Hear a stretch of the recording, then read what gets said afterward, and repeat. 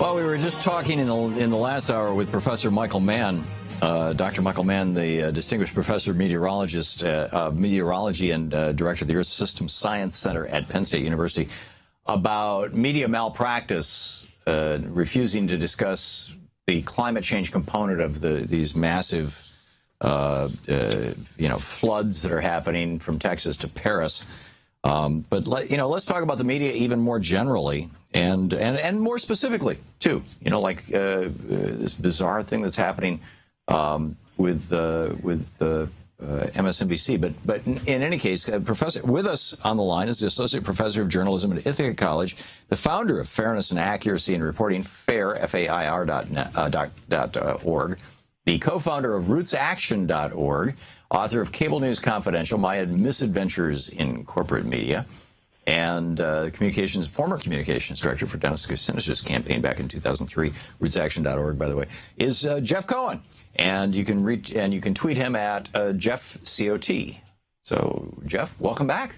Great to be with you. It's great to have you. So, I'm seeing this what looks like an advertisement. It's got a picture of 6 right-wingers. And some of them, like Ben Ginsberg, pretty toxic people.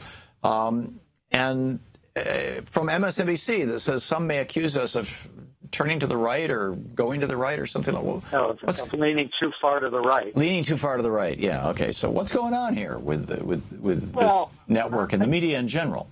Yeah, I think I know the whole history of MSNBC, and I think it's been a little overrated as a, quote, progressive channel. Well, yeah, you used to produce Phil Donahue's show on MSNBC, and you used to be on MSNBC yourself, weren't you? Yes, yeah. So I think it's always been overrated. To me, if you're a progressive or a progressive advocate or a progressive journalist, you put the public interest ahead of the private interest. But if you're a Democrat or a Democratic liberal or a Democratic liberal journalist, you put your party ahead of the other party. That's a big difference. And remember, MSNBC has always been a corporate channel. When I was there, it was owned by General Electric. In around 2011, it got taken over by Comcast. Both General Electric and Comcast are very political, powerful corporations with a big lobbying operation in Washington. And trust me, those lobbyists are not pushing for progressive reforms. So those are the owners. And so if you're a sort of, as they were a couple of years ago, more of a Democrat-leaning channel, that doesn't mean they were left or progressive. Because a good example, Tom, I know you talk about trade a lot, and you talk about corporate power.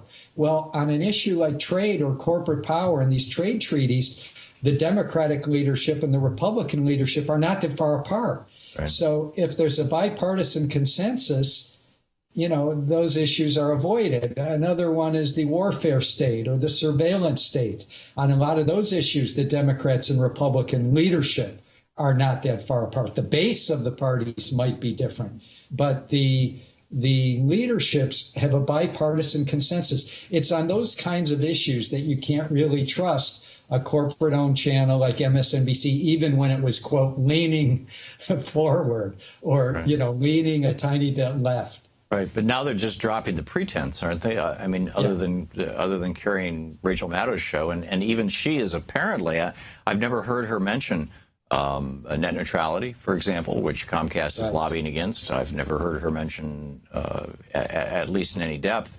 the TPP or the TTIP, these trade deals that Comcast wants. Yeah, I think you're right, Tom. The one guy who used to talk about TPP a lot is off the air there. Is Ed Schultz. Yeah, and he's over at RT now with me. Yeah, so, I think a turning point was, I was there, you know the history, I wrote half of a book about it, Cable News Confidential. When I was there in the run-up to the Iraq invasion, I was on the air and I was working behind the scenes for the Phil Donahue show. We were taken off the air because we were too skeptical about this upcoming invasion, and everything we predicted came to happen in terms of disaster by invading Iraq. And we were to be replaced by Jesse Ventura, the former governor of Minnesota. And we waited for him to go on the air and replace us.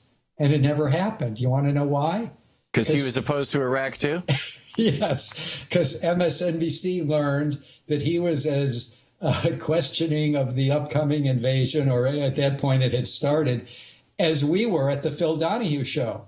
So they paid him millions of dollars never to go on the air. Yeah. The person who ultimately replaced us was Keith Olbermann. And if you look at Keith Olbermann in 2003, when he replaced us, 2004, he seemed to be very supportive of the invasion of Iraq. Right. And he made this turn in 2005, 2006, when Bush's popularity started going down and he started criticizing. That was the fluke.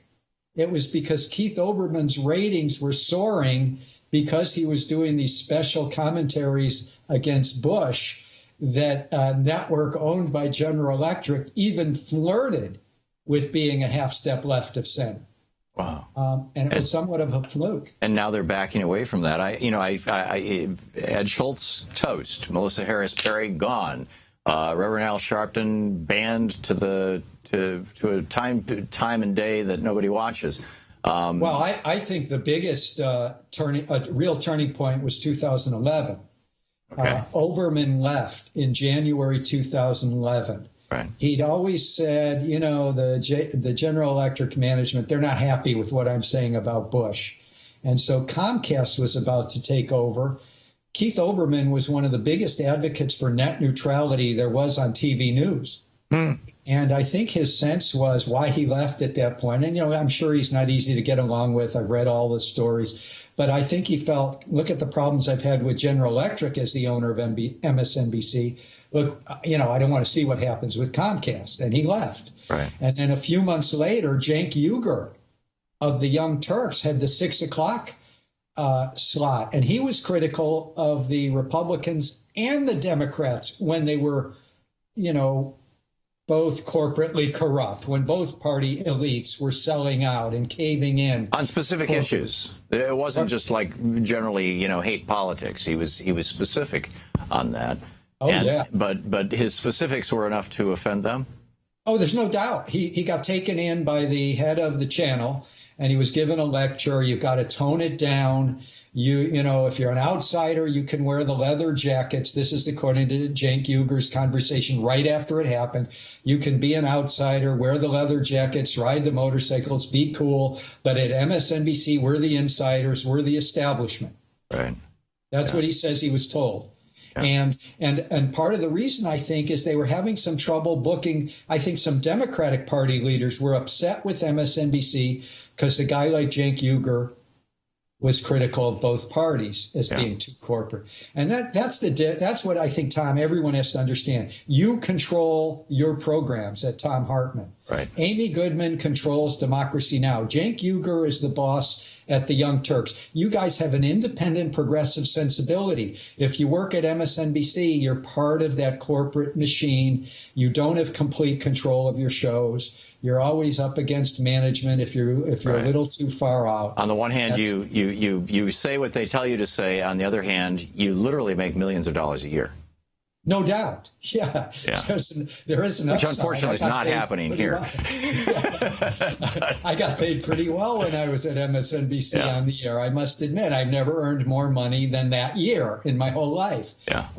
That was my best earning year. But you are not journalistically independent, and every one of your listeners and viewers, Tom, has to understand it. It's the difference between a Thom Hartmann and someone who's hosting an MSNBC show. Right. And I do respect, especially Lawrence O'Donnell's a serious guy, but you see, Chris Hayes, that they're covering issues that you don't think, would they be wasting time with the same issue? Jeff, we're out of time, but hang on just a second. This is the Thom Hartmann Program. Jeff Cohen, Associate Professor of Journalism at Ithaca College, founder of FAIR, FAIR.org, co-founder of RootsAction.org. Check them out, and his book, Cable News Confidential. Thank you, Jeff. Thank you. To watch more clips from our programs, hit the Watch More Videos button over here. And please be sure to hit the handy-dandy subscribe button so you'll always be up to date. Tag, you're it.